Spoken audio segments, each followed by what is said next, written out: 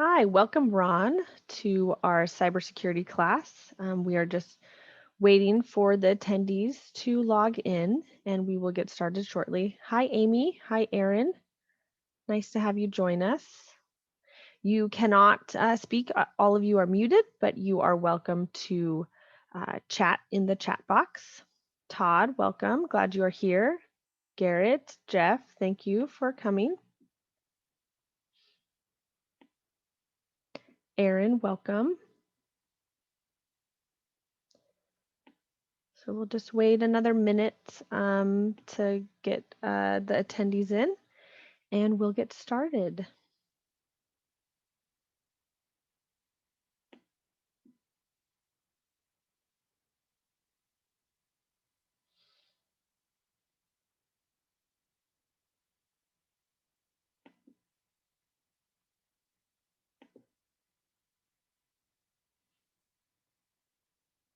Welcome, Amy. Glad you've joined us. Okay, we're going to go ahead and get started. Welcome, and thank you for joining us for the Cybersecurity, Phishing, and Ransomware class. I'm really excited about this subject and being able to offer this to you, so I'm so glad you've joined us. Everyone who is entering as an attendee is muted and your camera is off. However, you can participate through the chat and the Q&A window that are at the bottom of your window. We will be answering questions throughout the presentation, so feel free to put your questions in the Q&A at any time.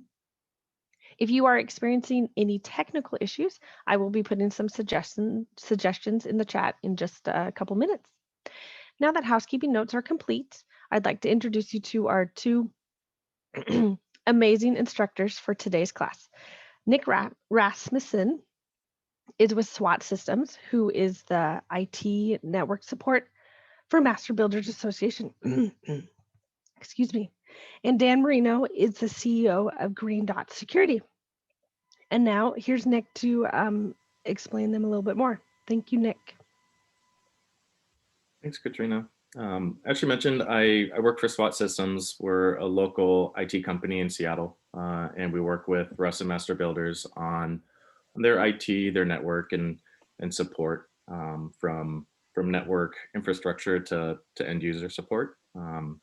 I've been with SWAT for 6+ years now, and have known and worked with Dan throughout the entire time. He is CEO of Green Dot Securities, which is our partner for really network security consulting and audits that need to be done. His background has been 16+ years with SWAT Systems, and I'll let him add a little bit more if he wants to add to it. Thank you, Nick. Yeah, as Nick mentioned, 16 years in the MSP game, which means managed services. So it means I came up through doing help desk to helping out and managing doing technical sales and managing the sales and account management teams. About 3 years ago with SWAT, we thought it a good idea to try to get out in front of our clients and help them be a little more educated with cybersecurity and things that they should be aware of.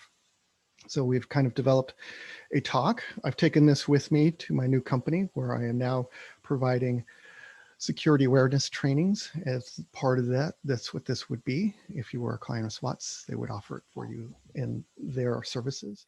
I also independently offer it on my own. To that, we're here to talk about phishing today. Most of you guys probably know about phishing and what it is, but let's start with the basics. What is phishing? In the most basic sense, phishing doesn't necessarily have to be an email. It is 90% plus email these days, but we're all familiar with some stories where this might have not been the case. We've heard of people, or maybe even gotten some of these, where you get a phone call or a text message from someone claiming to be with the IRS, and if you don't pay your back taxes, they're going to send the sheriff out in 2 hours to come arrest you, right? Those can come in various different methods. But to that, again, the fundamental here is what is being done.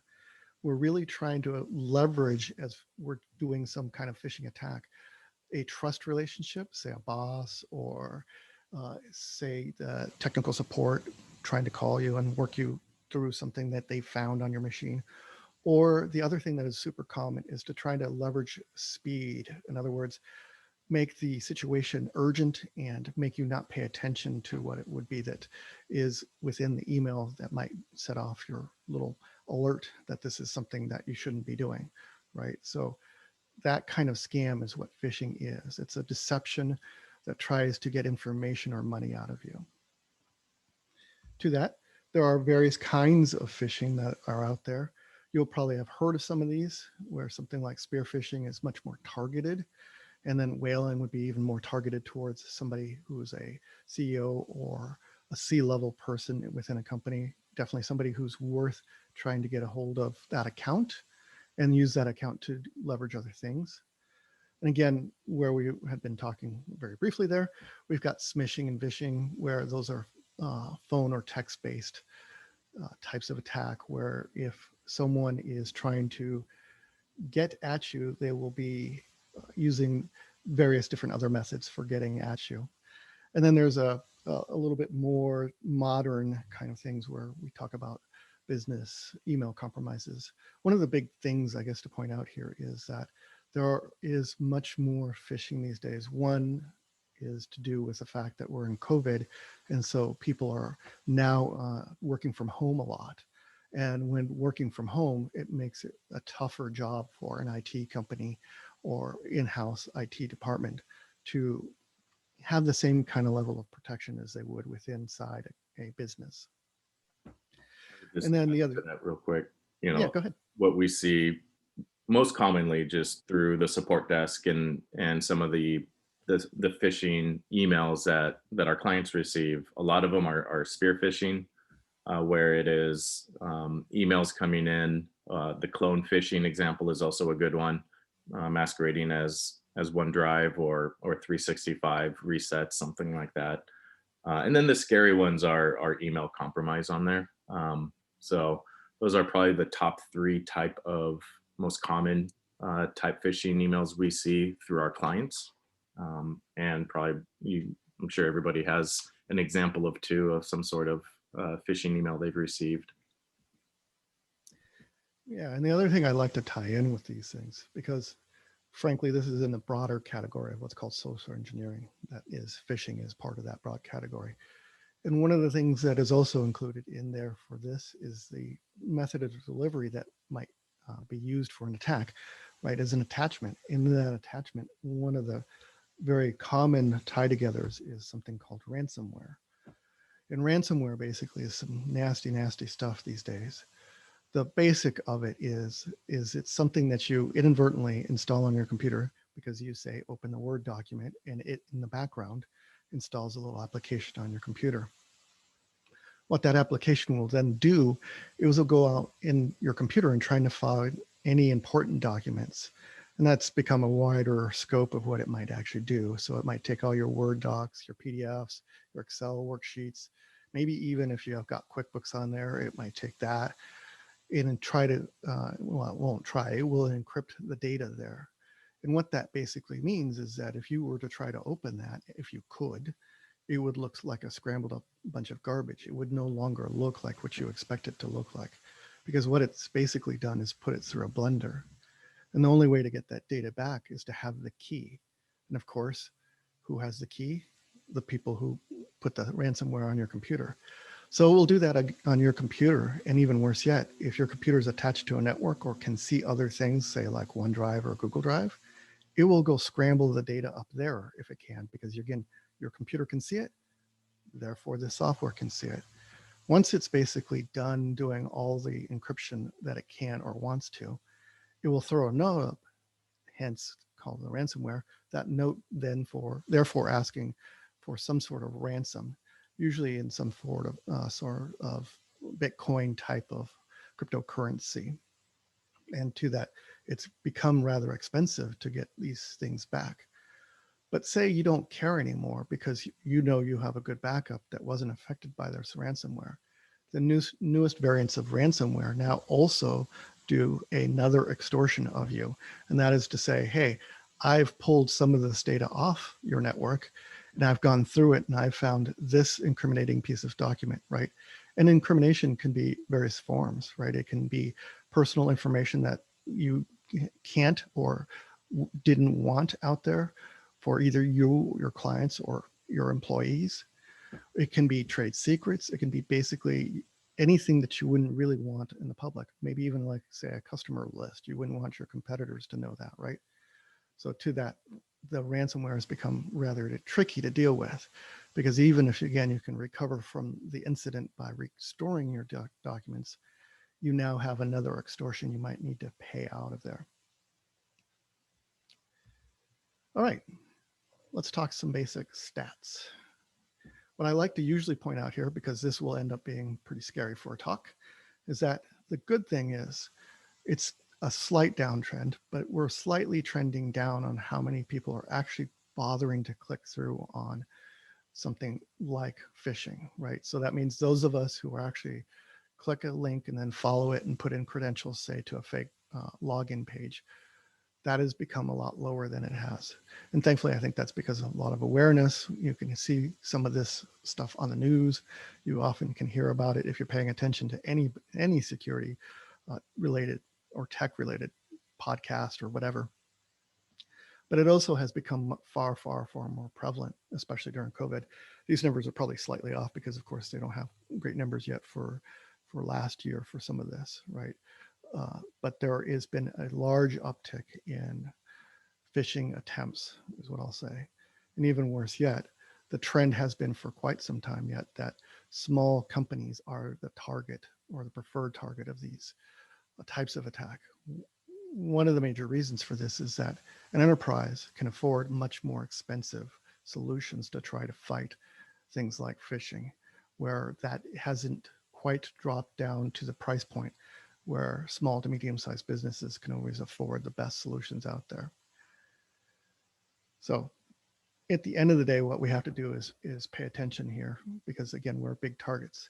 The other thing I like to point out in here is what this has become is very much an organized crime situation.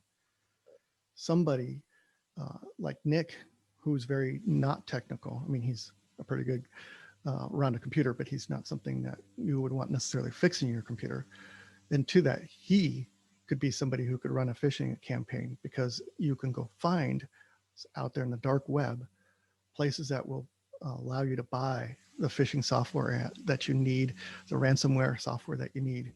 And even better yet, because Nick isn't necessarily all that technical, he can get technical support for this, right? Some of these places offer technical support. So if Nick stumbles and says, well, how do I do this?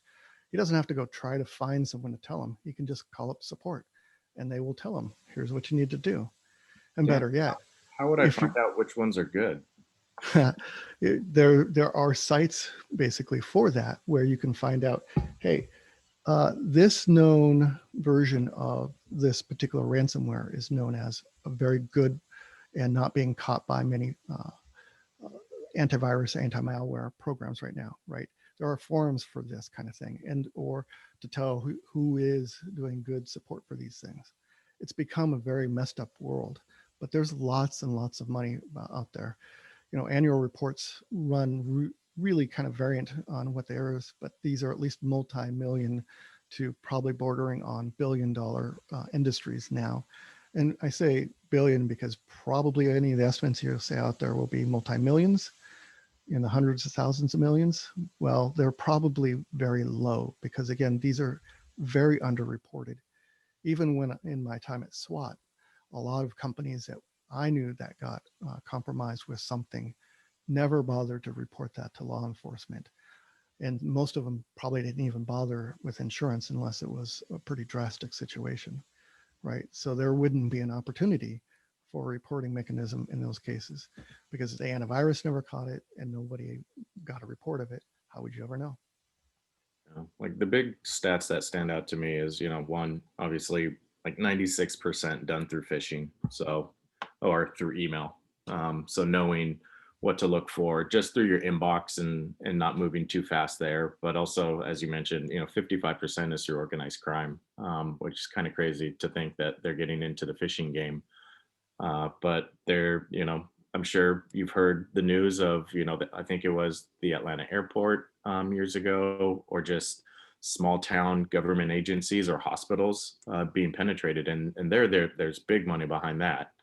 But when you can break into 20, 30, 500 small businesses and get a smaller fee that totals that amount, it's just becoming more popular for them. So fortunately, only 3% click through.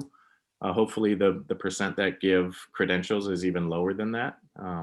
But sometimes they're very cleverly done. So clicking on the email is just kind of natural reaction.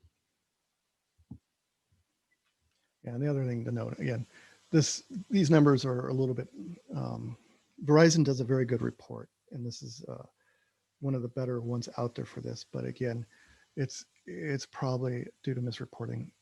Things can be a little bit higher, so don't be surprised if you find some variance within your own organization. All right, let's run through some examples, and these all are examples that we've taken as of last year, so they were valid-ish of things that had recently-ish happened. And one thing that I want you to pay attention to this throughout these examples is how official they look. And what I like to mention is that, well, we're all pretty capable of that. If you can get to PayPal and you know how to copy and paste, well, guess what you can do? You can make an email that has the PayPal logo in it because you can copy and paste. So the achievement level of making something look something like official email is extremely uncomplicated to do. And even worse yet, as had prior mentioned there, the cloned emails, Google, Microsoft, Facebook are all sending out emails, right? And some of these land in mailboxes where they become now fodder for the bad guy, because what they do is they take that email and manipulate it a little bit for their own purposes, hence a cloned email, and send it back out again.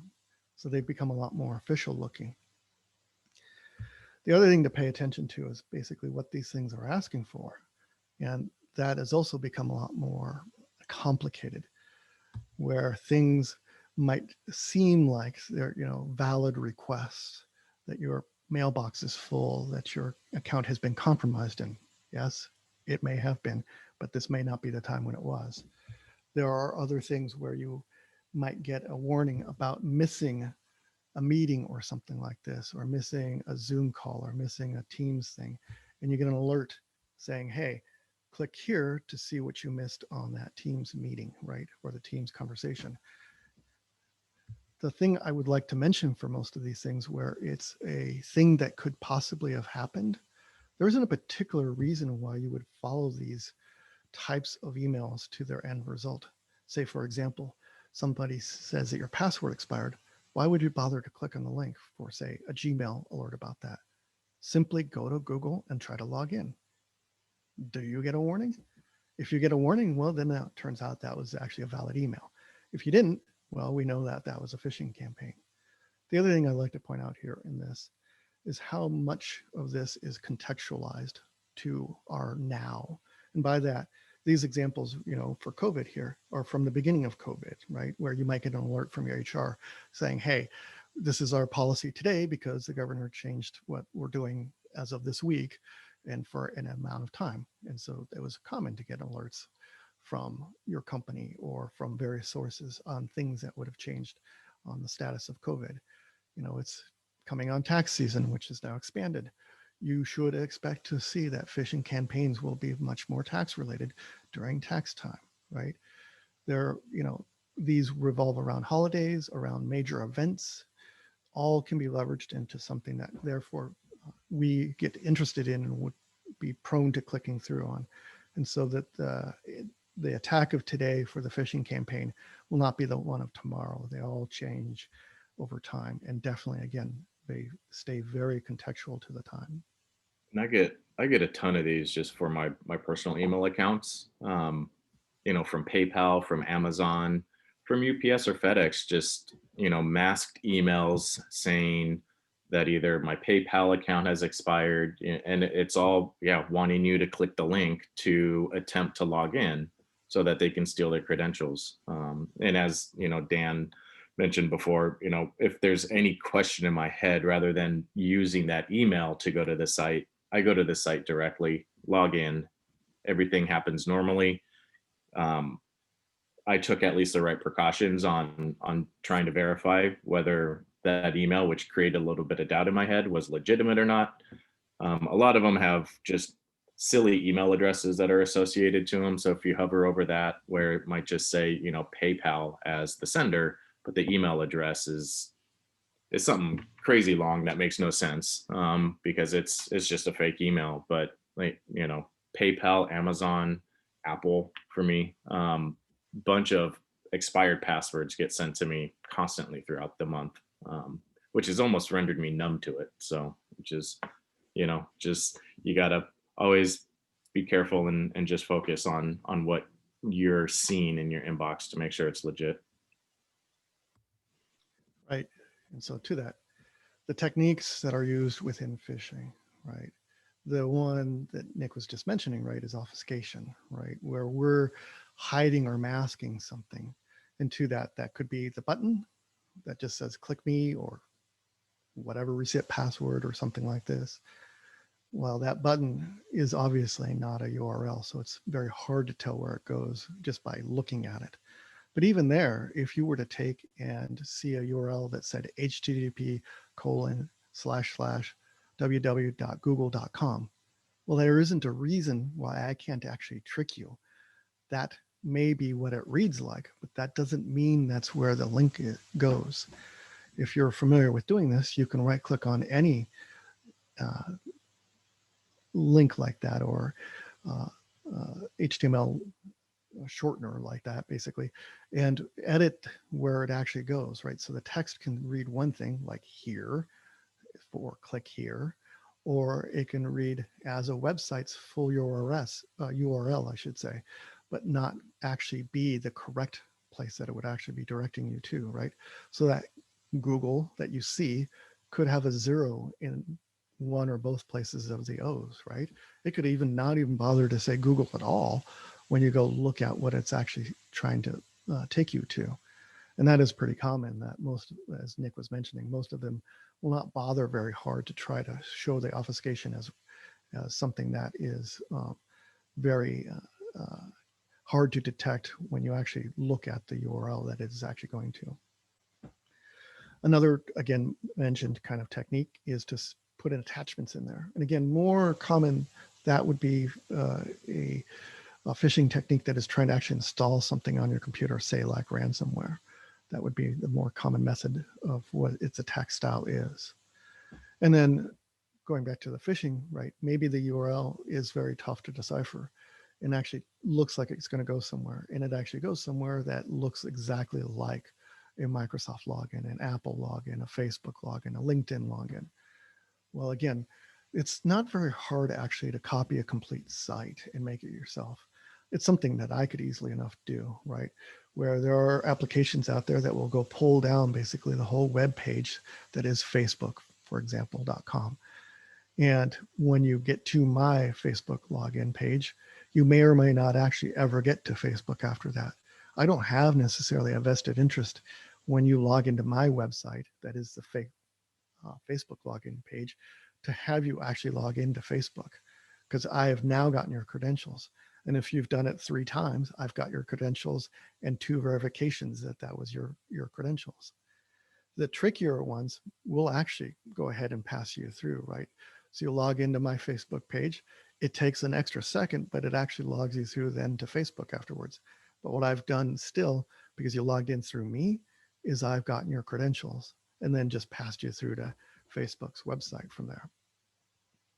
And then another one that can be done is, say you do go to the proper place that you meant to go when you're clicking. Well, they can do session hijacking, which basically means, say you had your bank open at the same time as you got the click through to go to Microsoft.com, right? And you log into Microsoft.com, but it really doesn't care about that. What it's actually done is taken that session where it noticed in your browser that you had your banking website open and that was logged in, and it's stolen that session, if you will. There's a little token or a handshake between you and your bank, and it has now taken that and given that to the bad guy, so that if especially in this case, the banking site hasn't done their security properly, they can now have full access to your banking account because they're logged in as you by stealing that session. So there are various different techniques that we have to be very wary of for these kinds of things. Right.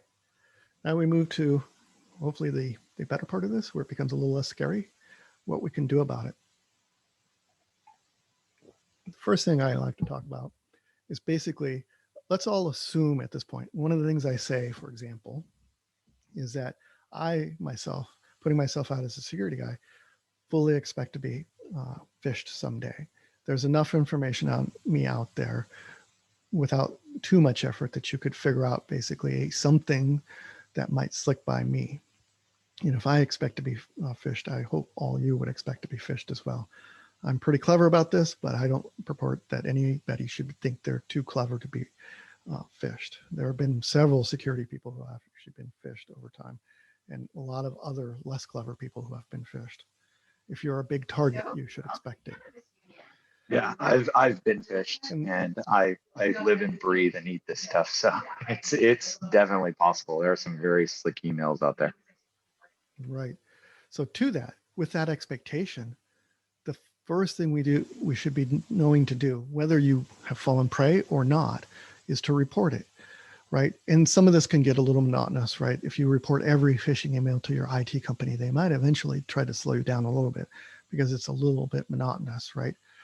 But there's some tweaking that can be done to systems to help prevent some of it showing up. And once they've done as much as they can do there, well, then fine, maybe we can lower it down. But for sure, what we want is to have a culture of not saying, hey, you're in trouble for having been phished. Again, all of us can pray to it. But more importantly, to stop it, right? Say that phish was for a wire transfer. If you're quick enough, you might be able to get one of the banks, the receiving or sending bank, to cancel that wire transfer. It's happened. It's not super common, but you have to be extremely quick about it, which means you need to report these things because a timely report is the only way to catch it. One of the stats out there is it's common that, and I think the number is way up to like 180 days or something like that, before somebody catches somebody within a network after they've actually gotten initial access, right? So it's super common that these things are not reported right away. If we're familiar with the solar winds or solar gate, which is what Microsoft calls it, that attack was in quite a while before anybody caught that. And at that point, the software had been basically spread through SolarWinds software to other people's software, or sorry, I should say networks, like the government's, the US government. There's several departments that got prey to that. There are several companies that fell prey to this, right? But that's because, again, that nothing happened soon enough to stop it. And so it was able to spread itself. And then on the investigation part, what we want to kind of do, and Nick was mentioning this, is we want to hover. You don't really just want to hover because the hover, if you're, say, in Outlook, for example, looking at an email, and that hover, that little window that pops up over the hover, that can actually also be misleading. There should be in the bottom left-hand corner, or maybe bottom right-hand corner, depending on what you're viewing, but towards the bottom, it might give you the full URL there. You want to make sure it's correct there. Or if you're really better about this, what you really want to do is right-click and copy the link and then paste it into something like Notepad or a text editor. Word document is fine if you want to put it in there. But that allows you the opportunity to view it. This won't always work if you're using some sort of filtering technology that actually does what's called safe links. Then that's always going to look wrong. For example, if you sign up with Microsoft's safe linking, you have that service going, you'll notice that it never looks like the place it should be going. And that's because Microsoft has hijacked that process. So that tip doesn't work there.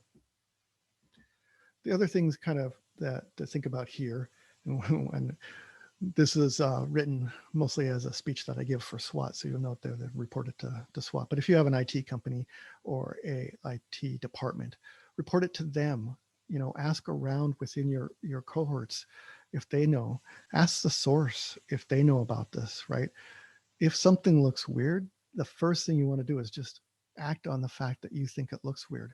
What's funny about all this is that we're all very innate on sensing danger, but because we've started to speed ourselves up because of technology, and because technology is so amorphous to most of us, it appears as if it's magic and how it works. And even to me, at times, it's still magic, right? And so to that, we have to really make sure that we're giving our spider sense a chance to enact itself. So as a way of a story for that, right, there was a person who had a job who was to basically go to an all-in-one copier, scanner, printer machine and scan a bunch of documents. They would then go back to their desk and open them up and put them into an ERP or into the file server. I'm not actually sure where they put them, but they basically, put those attachments that they emailed to themselves somewhere else. Well, one day they were doing this and they happened to go back to their desk after having scanned a whole bunch of things in, open up an email and notice that attachment wasn't one that that person had scanned in. Well, unfortunately, because of really bad timing, that person had, of course, something happen bad to their computer, which thankfully they knew and saw right away. So they SWAT was able to help clean it up. But the thing here is, had they been going slower, they might have noticed this. Again, totally within the job realm to have this kind of email come in. So it was expected that way. But it's a pretty good chance that it had either the wrong sender address, or wrong file name for the scanned document type, the wrong subject line, or several other parts of the email that might have looked suspicious. But you have to be careful and thinking about things when you're seeing these so that you can see the errors within them. If you want to be geeky about this, and I usually leave this as a item for those who want to chase down how to do it, you can find information about the email through its header. Now, not every application will give you a very good header view, but if it does, the header view is akin to basically where you used to take a postcard and send it to yourself from, like, say, Fiji. And between all the post office between Fiji and wherever you were, say Seattle, you get a little stamp on it saying it went through that post office and came to your final destination of Seattle. And so it was cool. Like, hey, look, I have this postcard that has all these stamps on it from all the post office it went through to get to me. Well, your email system is sort of like that, in that it gets stamped as it kind of travels through the internet. And to that, there would be information in there that might give you some clues as well. That said, again, it's way more geeky. And so that's not super common that people would take that as a method to help. But if you're into it, by all means. Another thing you can do is report these things. And so I've listed here a site that you can go to, or email, I guess, these things to this. Every once in a while, some of these organizations, bigger ones, will take and knock down some of these phishing campaign places or the spam places. I mean, the biggest note here is that that's probably a temporary fix, as most of these pop up shortly afterwards because, well, frankly, again, money. So someone disappears, that creates a void, so someone else will fill that void, and quickly phishing and or spam would go back to where it was. But, it's always nice to have some of those people off the street for at least a little while, or at least out of service, if nothing else. And there would be other reasons why maybe nothing can be done about it, as quite a bit of this can be done in countries where there's no extradition laws, where we don't have authority to shut down servers. So it may or may not be possible to actually do much about it. But again, being kind, if you want, you can report it. Dan, do you mind covering how to check the header again, just real quick? Well, again, it's more one that you would probably find a YouTube for or something like this. I'll do it very briefly. In Outlook, if you want, if you were to open the email and go to File and Properties, there'll be a section, data section, I guess is what it's called now, or something like that. I can't remember exactly off the top of my head, where you can see a whole bunch of gibberish.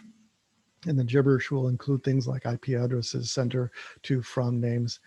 And in there, basically, all that is the header.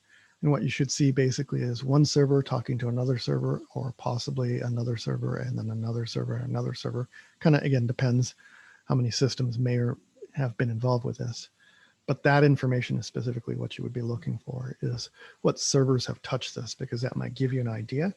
It can also sometimes demask the sender in a better sense than you might be able to do with just the hover technique. Okay. This is, yeah, a little bit more complicated for like me. I would want to YouTube what he said, maybe YouTubing how to check an email header if I really wanted to get into it. Otherwise, that would be something that like our IT team would do as part of their steps of checking the validity of an email. Right. An IT department or team would have access where they would be able to better see the transactions as they happen. Because the other thing to note there is something like Gmail, especially on just using Gmail on the web. There is not a very good way to see the true header. It has a very foreshortened version, and so it's not super helpful. Right. Next, things we can do is we want to try to think of security in layers. There should be nobody out there, even though occasionally I hear this on various different podcasts I listen to, and mostly the advertisers. There is no solution to stop everything. There are a lot of solutions that stop components of things.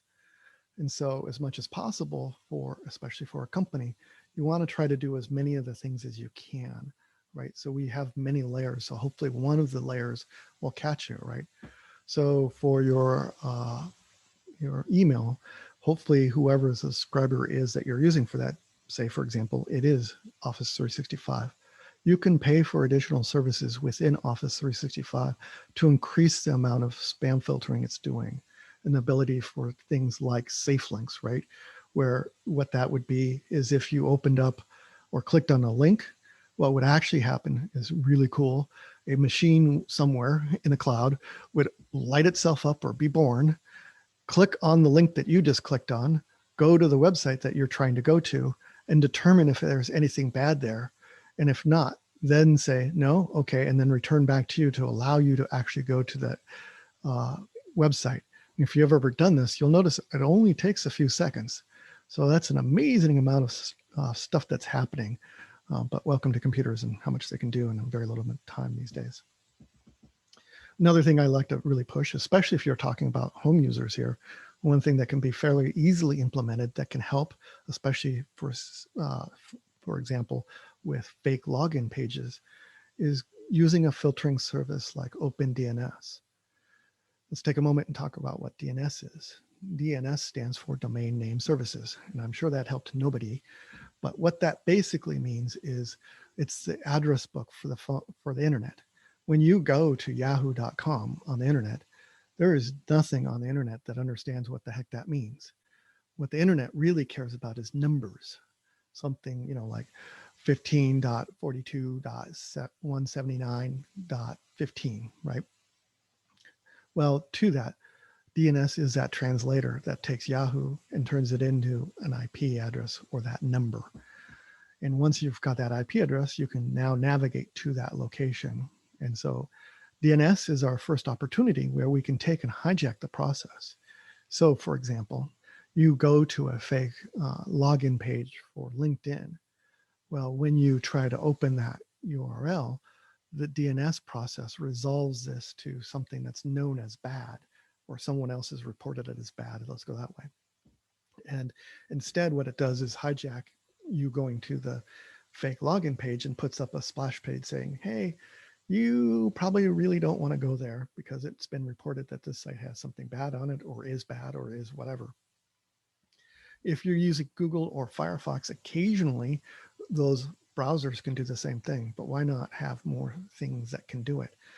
So OpenDNS, again, is something that you can fairly easily set up, or your IT company can definitely set up for you to have that filter out these things. And a question for you. Mm-hmm. Katrina actually has a good one. With just, teams and communication channels being more readily available, is sending sensitive information, like, whether it's maybe you're just providing a password to something, or just, you don't, but, or an invoice, Is it safer to do that through like a chat channel rather than email if you have that set up? Or is the back end, since it still is all going over the internet, um, similar at the end of the day? This would be somewhat debatable right now, but the simple answer is yes, technically, sensitive data is more secure in Teams. It doesn't, Teams doesn't, for example, or Zoom, um, doesn't, either one of them do true full end-to-end encryption. So it's not perfect, but email is unencrypted altogether. So it is not a good method for doing this. You might have used more secure email systems where when you get something that's actually trying to be encrypted, it will actually redirect you to a web page and you have to log into this web page and then get the email. That's probably the best system for doing these things. And again, there are various different methods for kind of getting that out of there. If you're, again, using something like Outlook, or sorry, I should say Microsoft.com, they offer a plan that includes something where you can include some subject line that would be caught by the system and then be encrypted and sent as an encrypted email to the receiver. And if both sides have this feature enabled, what's really cool, and you're losing Outlook, is it just works inside Outlook nowadays. So it's nice. But again, for sending sensitive data, you probably don't want to do email directly, as it's the least secure method. And almost everybody would advise you never to use email for sending sensitive data. And again, debatable until they have true end-to-end encryption. How much better Teams is? It is better, but how much better is, again, debatable. Moving again to solutions here, we want to make sure that you're doing the basics here. If you have, say, a Mac or Windows, that's anytime recent that you've bought it, it has the firewall software running on it and is probably enabled. You also will, again, have a hardware firewall, but hopefully what you have is slightly better than what was provided by the MSP, or sorry, not the MSP, but the ISP, I should say, your internet service provider. And to that, the only reason I say that is because some of the modems that you will get from, say, CenturyLink might be very insecure devices because they have been well attacked. And so you'd be better off going and getting your own device. Making sure you run updates on everything, your computer, the browsers, or as many applications as you can, the better, right? The patching level here can help, especially in the case if we're talking something like ransomware or some other malicious software that would be included in phishing. Your best chance for stopping some of those would be definitely to have everything patched up as fully as it can be. And that's, just as a user myself, my biggest struggle is just outside of work kind of controls my updates and stuff like that. But, for my phone, for my home computer, just I'm trying to get in a better routine of actually following through and doing the updates when they ping me to say it's an update. Because there's probably some feature changes that might happen, but they're pushing them out because there's also security updates that are in there for known vulnerabilities, and just being in front of that rather than behind it is just becoming more and more important. And actually, to elaborate even more, slightly more on that, you're now seeing a lot more what's called 0 days, to speak more gibberish to everybody here. So a 0 day basically means is that there's a known flaw that's being actively exploited somewhere out there in the wild, and that the vendor has not had a chance to fix that.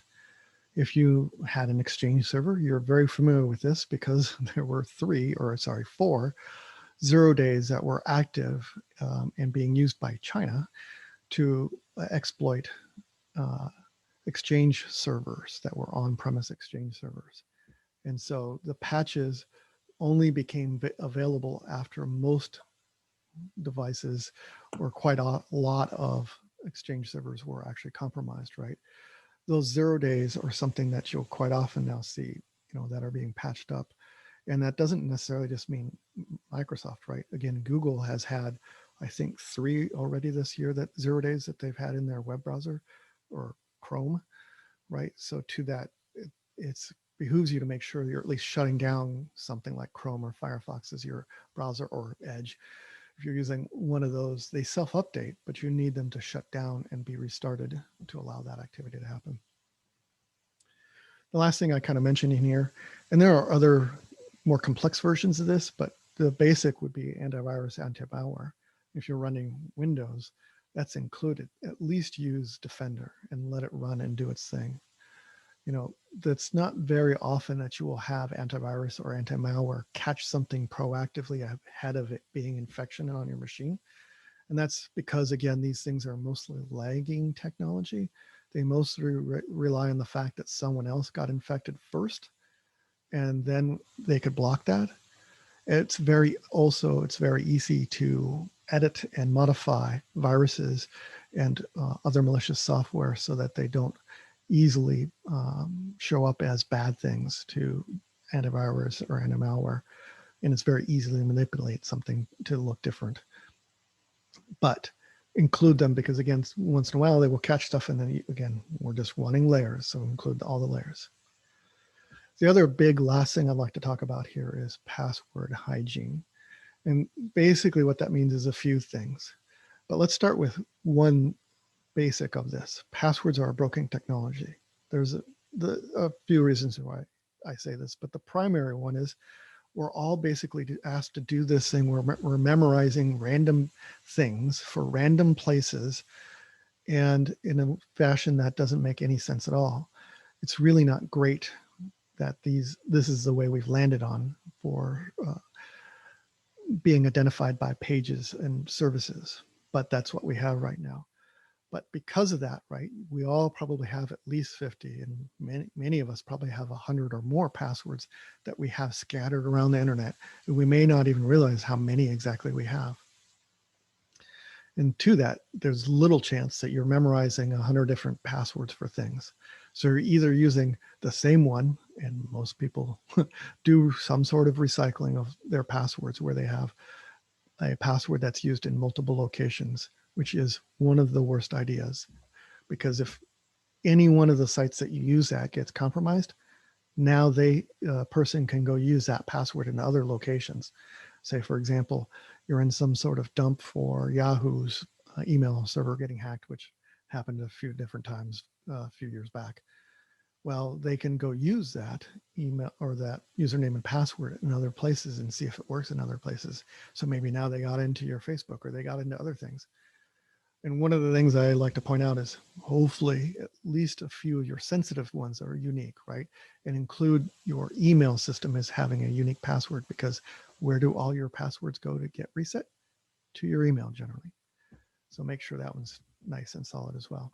This is probably the biggest takeaway I've taken from the many phishing EDUs I've done with Dan, where like my password hygiene was terrible. And like the headache and stress of having to create a new password for every single site created laziness with me. And, I had very similar passwords for a majority of my online accounts. And as Dan says, guess what email? I use the same email as my login. So where does that reset? And probably at that time, guess what that email to that account probably was? Something similar to all my email or online accounts. So it created a little bit more stress. And, the biggest improvement I've had is just adopting a password manager. And I might have jumped the gun on that, Dan, because you have it as your third bullet point, but using that to manage all my passwords, like I literally do not know any of my passwords. I know two. I know the password to my bank, which I keep separate. That's the only password I save in my head. And then and then the other password in my head is that one to the password manager.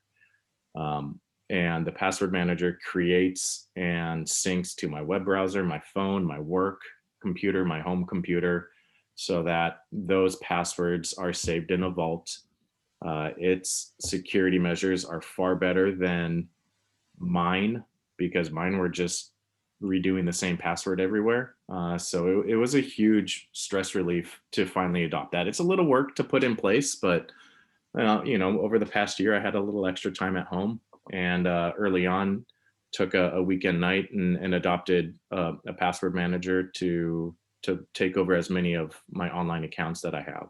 So Yeah, a password manager allows you a few things. In general, any of the good big name ones out there will be approximately the same. So most of them will do something where they can allow you to go through and audit your passwords to see how good they are, and allow you, some of them, to even automate changing them. And better yet, when you sign up for new services, you can definitely have it generate random long passwords that you, again, as Nick was saying, never need to memorize. And the thing you would do is enable this password manager to have all control of all those. And then you don't have to remember them all. You just have to remember the password for the password manager itself. To that, if you are worried about security because now they're all in one spot, well, A, it's doing a better job of securitizing that than you probably were to begin with. But even more than that, you can throw on multi-factor authentication, because most of them include that. Also sometimes known as two-factor authentication. Most of us would be aware of this if we've never done anything else. If we do online banking, they're forcing you to do multi-factor authentication, right? So in other words, when you go to your bank and you try to log in with your username and password, it sends you a text or something like that. That text would be the second factor authentication or multi-factor authentication method, right? So your password manager also could use that, whether it's an app or, again, a text-based. Preference would be some sort of app on your phone that does the multi-factor authentication. To that, again, multi-factor authentication on its own with any of your accounts will help protect it. So if someone gets your username and password because, say, again, Yahoo was compromised, but you had turned on multi-factor authentication with Yahoo, well, that means that it would have been very unlikely that someone would have gotten into your Yahoo account because they would have needed that multi-factor authentication. Now, again, it's not a perfect against everything because, again, nothing is. There are ways around multi-factor authentication, but for the most part, they're hard to do, and you'd have to be a targeted person to expect multi-factor as something that somebody would get around. And in general, we want to stop saying passwords. Well, the preference would be an emphasis here is that we want to think of things being longer. The longer we can make them, the better. Because say, for example, we have an 8-character password and that site gets compromised, and that site has done good security. And so it's protected pretty well, but computers are pretty strong on the compute power. And so an 8-character password might only take a day or so for someone to crack it with some high-level computing to actually reverse engineer what your password is. But had you had that password, say, be twice as long, 16 characters, for example, they would have that high-level computing hacking away at that password for the next, millions of years before you would get into it. And so who cares at that point? You're probably not around anymore. And if you were, you're probably not using the internet because we've probably got something slightly different going on. But again, who cares a million years later that your password got hacked? So again, lengthening them out helps a lot. And one of the tricks for this is to use pass phrases. So as I like to say, think of your favorite line from a movie or from a song or a line of poetry, right? All of those will contain upper layer and lower cases, generally speaking, and they'll have spaces or some sort of other characters in them. So you've basically got 3 of the 4 complexity items met, and so you don't have to worry about complexity. You've got the length nice and long, and because it's words, you're not memorizing characters in this case. It's easier for your brain to handle. But again, make sure to focus on passwords as much as possible. Again, that's quite often what a lot of these phishing attempts will try to get out of you is your username and password. And so don't give them away, but even then, try to make them unique. So across sites, so if they do get one password, they don't get access to multiple accounts. Dan, what's the I guess, my early fear, I think early on was like, giving all my passwords to a centralized place and, trusting them to protect that data.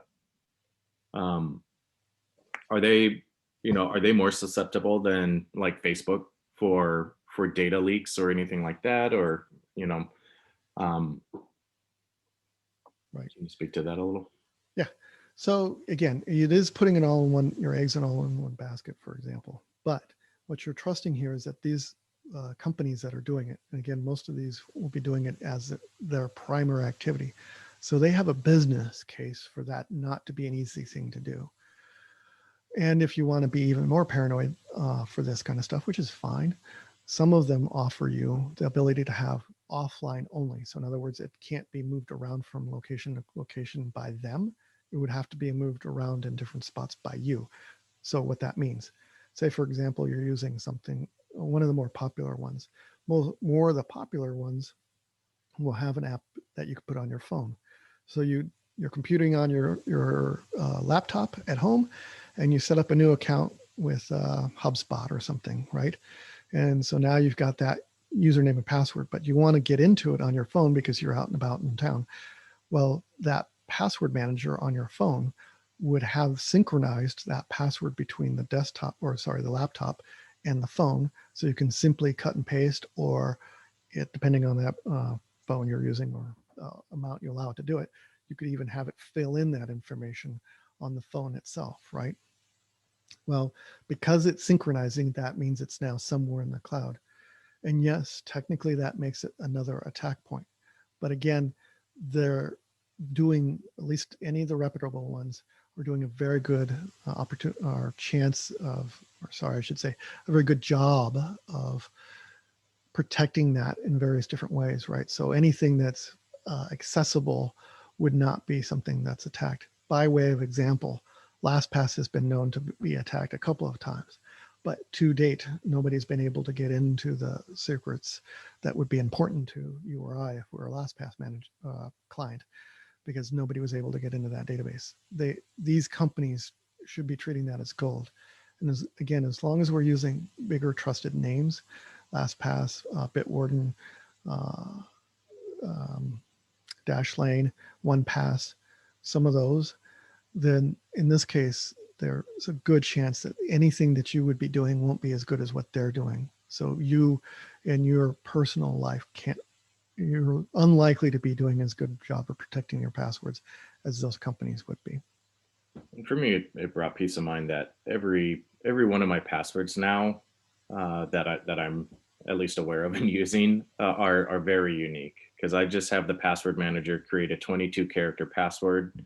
It syncs right in, copies and pastes, generates a random one for each new site. So if randomly a site is compromised, that password has zero similarity to passwords for my other accounts, which was not at all the case. Maybe before I changed the 3 to an E, or the E to a 3, or the O to a 0, but it was still essentially the same word. Well, the robots that are out trying to destroy your passwords are clever to people changing letters to numbers, and it's just part of the algorithm. So I do know we're bumping up against the end of time. I don't know if we wanted to open up mics or keep as is. It's up to you, Katrina. I don't know if there were any more questions even there, Nick. Yeah, there are 2 more questions. You can get to those, and then I'll just do a quick summary. Just remind you, we do have another class coming up in May. So take away with those last 2 questions, and I'll finish up. So Dan, there's a perception out there that Apple products, computers and cell phones are not as high risk to viruses, etc. How true is that? The irony now is that they're probably just as susceptible because of that attitude. There have been several, actually 0-day even attacks that Apple has been subject to recently. So there's no inherent reason why you should trust, especially on the Mac level, them more. On the phone level, you could still say they're a bit more secure than Android phones. And the biggest reason is because they're the only ones who are allowed to self-update without going through various different hoops, unless you particularly own a Google Pixel phone. Apple, because what they did when they did was the first and only that was allowed to update their phone software independent of the carriers.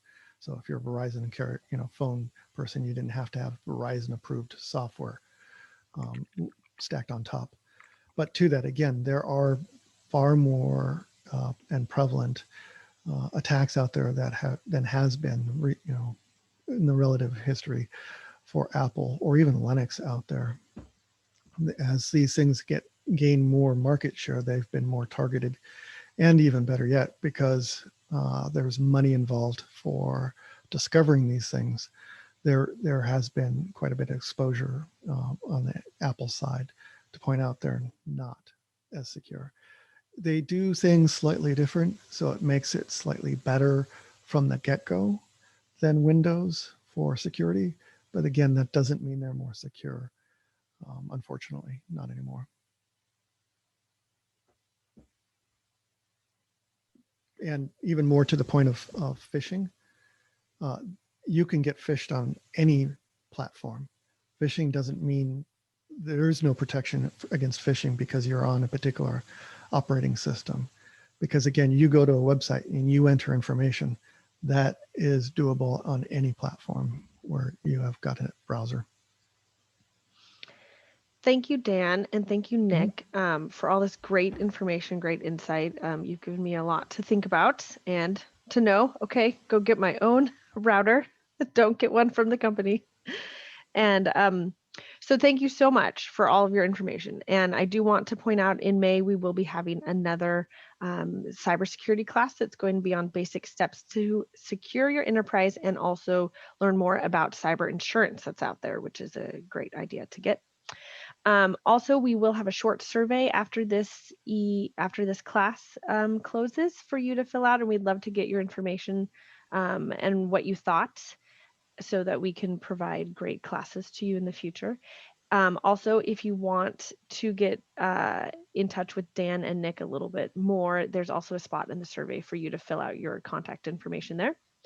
And with that, our presentation is complete. Again, a recording of this class and a copy of those slides will be sent to you this week. And I just hope you have a great day. And thank you again for joining us. Thank you.